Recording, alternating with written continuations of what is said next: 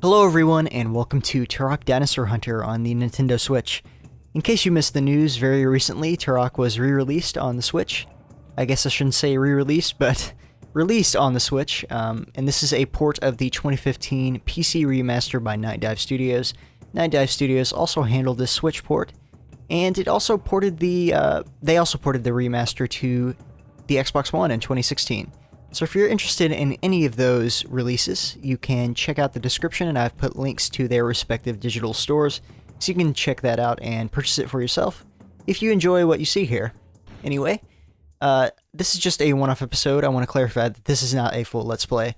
This is just me playing a little of the game and talking about it, because this is a game that I feel is very important to the industry and to myself. This was a game that I grew up with, but I will get to that eventually. For now, I just want to talk about the history of the game. This was originally, obviously, an N64 game, and you could tell this remaster just kind of gives it a new coat of paint visually, but overall, it's the same game. The higher FPS and the new controls do help out a lot just with quality of life stuff, because the original could be a bit difficult to control. It was a little finicky, and you know, the FPS, it could drop quite a bit in the original release. So having these improvements with this new port, that does help quite a bit. Anyway, the Switch release is very similar from what I can tell, because I did play the PC version. Very similar. There are very few cutbacks. From what I can tell, like, the only thing that I can see that was cut back were the God rays, like the God rays that would come through. That's the only thing I've noticed that is gone from the PC version. I'm sure it's very similar also to the Xbox One version. But if you do pick it up for Switch, know that you're not missing too much from the other versions of the remaster. And you have the added benefit of being able to take this on the go. It controls really well with the Switch. I actually like the controls with this one better than the Doom 2016 port for the Switch. Of course, that had really good controls as well, and it also used the gyroscope like this does. But I don't think I mentioned that, but this does use the gyroscope. And I think that's kind of essential for Switch FPS games, because the Joy-Cons, they're not bad, but they do have less of, I guess, the sensitivity that other controllers have. So having that extra precision with the gyro controls really does help out. So if you are using the Joy-Cons, know that you will have no issues. And honestly, I think even without the gyro, the controls are still good enough to be fine. But yeah, this is really an FPS game, like a 90s FPS game through and through. You are getting the authentic experience with this. The gameplay has been unaltered, so everything's pretty much the same. I think there are a few changes to the maps and such, but as far as the gameplay goes, you're getting the same game. Yeah, I mean, it's just a remaster, and if you enjoy retro FPS games, if you like Doom, Quake, Unreal, any of those games, Duke Nukem, any of that, this is a game for you. You missed out on Turok back in the day. If you want to give the remaster a go, if you want the game portably, this is your chance. This is a really great remaster, and I think one you should check out. Even if you aren't a huge fan of retro FPS games, I think Turok is something you should try, even if just for the history of it. Because it is really important, and it was one of those early games, you know, that proved that consoles could have FPS games that were really great. Personally, I found this game through the collection of games I was given with my N64 when I was very young. And it was one of those games that I tried out just being curious about it, and I remember playing it and putting it away because I just wasn't very interested in it at an early age compared to, you know, like Mario games and Zelda and all that stuff.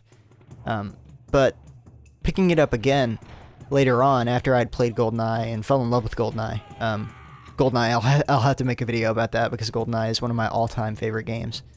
But it's something that I appreciated more, and I see how it's a lot more similar to, I would say, like Doom and Quake, those kind of early id Software games than GoldenEye, because GoldenEye had a bit more of a focus on objectives, while id's games were more, you know, run and gun, find keys, and that's precisely what you're doing in Turok. You're going around, you're shooting things that shoot at you or try to kill you, and you're looking for keys to get to the next level. So you're not really opening doors like you do in id Software games, but you are trying to find keys that will unlock the next level for you. And there are 8 full levels along with, these little secret areas and bosses and such. So yeah, it's really high quality game, and it has a really interesting history.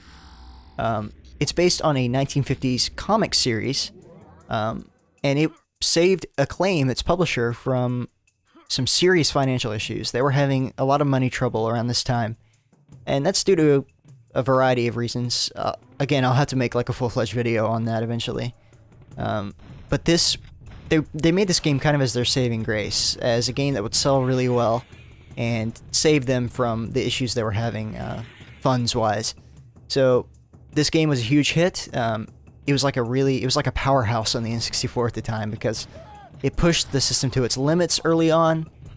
It showed that, the visuals were fantastic for the time. And I think, really, they hold up really well. And I think the gameplay holds up really well.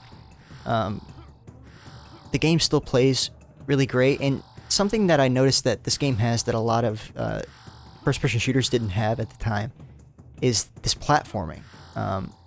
And I think there were some complaints with the platforming originally, because like the N64 controls, like I said, were a little weird, so the platforming did not suit that console the best. But with this remasters, with the remasters with these new controls, the platforming's fine. I actually enjoy it quite a bit, and that's something I can't say about the original version.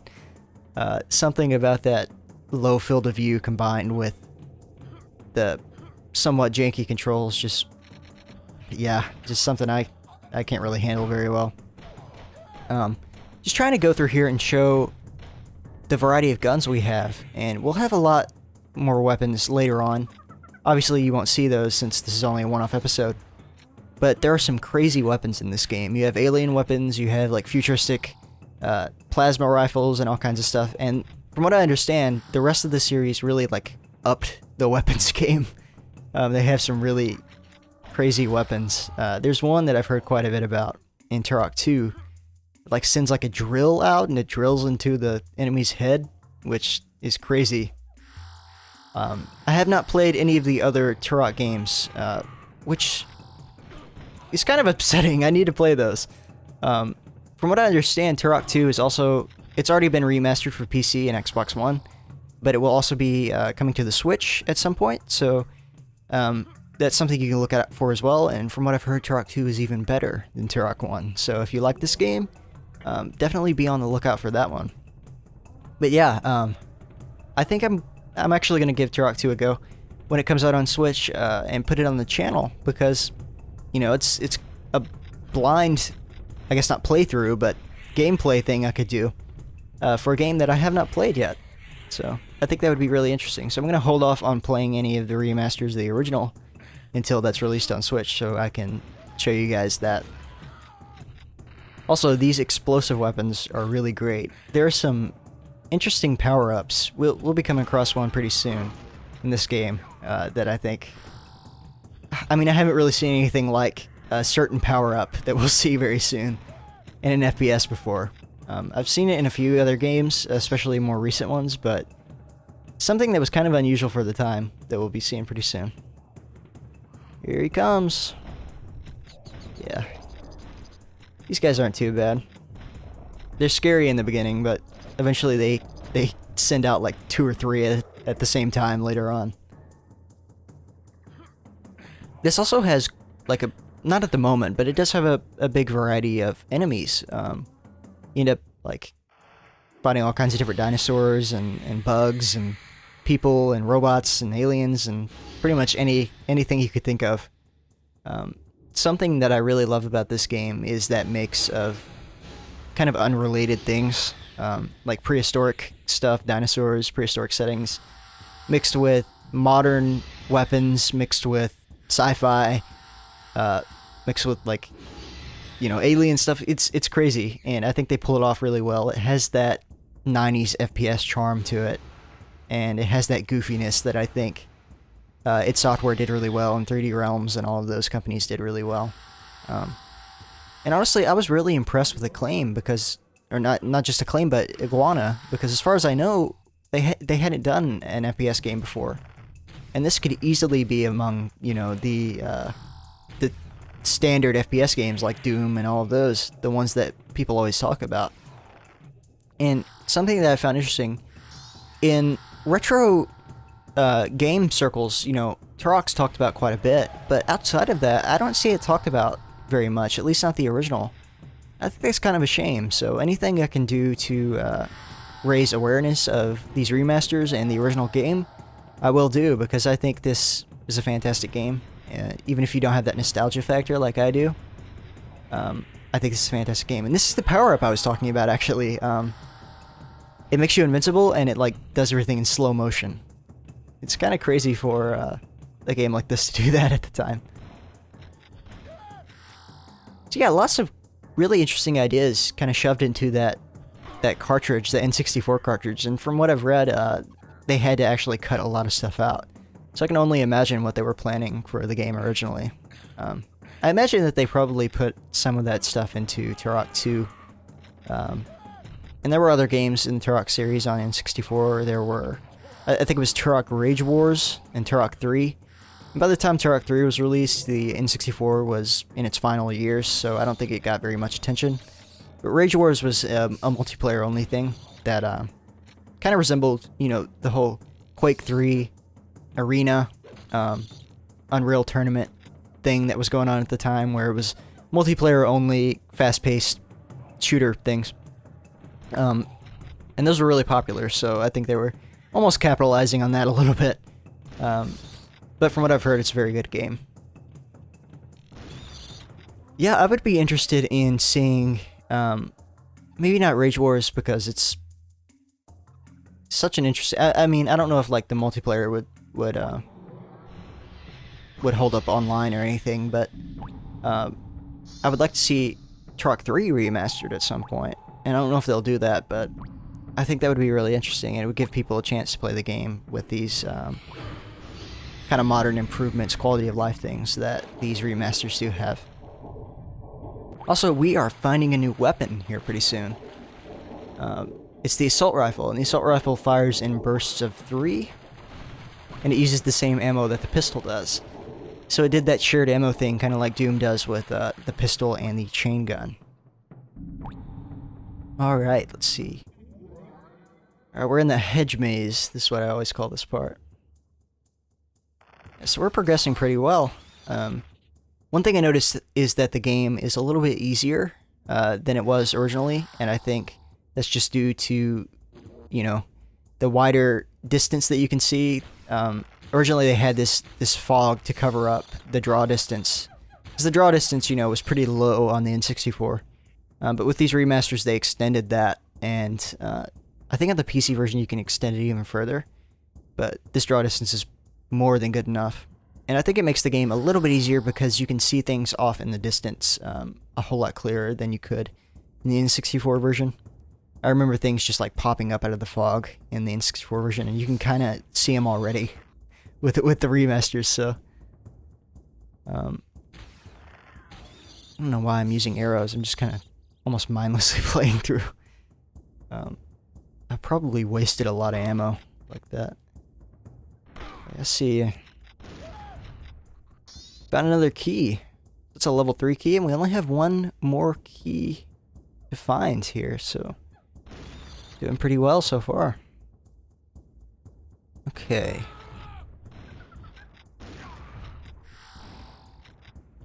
So yeah, if you had issues with the original game on N64, just know that the game will be easier with the remaster. So, don't have to worry too much about that. Alright. Yeah, I mean, this game does have kind of a unique history, even among FPS games. It was an M-rated game, and Nintendo... I feel like Nintendo kind of embraced that side of games. For a long time, they were very particular about the games that were released on their systems. Like in the NES and SNES era, they were very particular about, violence. Any adult content that they felt were in games, they would try and either censor or just not release the game if it was too bad. But I think like with games like Mortal Kombat and Doom becoming much more popular, I feel like they were almost forced into that market. So they were embracing the more adult side of games by that time. I think Turok's a good example of that. Perfect Dark, I believe Perfect Dark was published by Nintendo, because Nintendo and Rare had that really close relationship. But it was the first M-rated Nintendo published game, and that was also a big deal.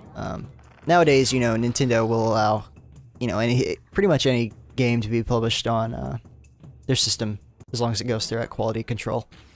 But like Doom 2016 is on Switch now, so it's kind of crazy to see how far Nintendo's come in terms of, the censorship and all of that stuff. That's pretty much, gone. Which I feel is a good thing. And we have the rating system for a reason. I went off on a bit of a tangent there, unrelated to the game itself. But, yeah, this game has actually been... Something interesting I noticed when I went to pick this game up was it's been re-rated to teen. So I guess by today's standards, it doesn't warrant an M rating.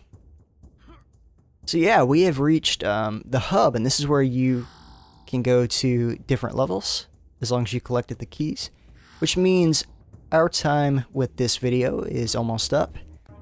It's been great playing through the very beginning of this game and showing this game off to you guys if you have not seen the game. I've really enjoyed playing through as far as I have and recording this. Hope you guys have enjoyed watching. I like doing these little, one-off videos because, it's something different than my usual content, and I like to practice with my commentary and stuff because that's something that I don't get as much practice in.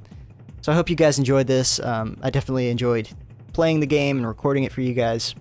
As always, be sure to check in for more videos on the channel very soon, and I will see you guys later.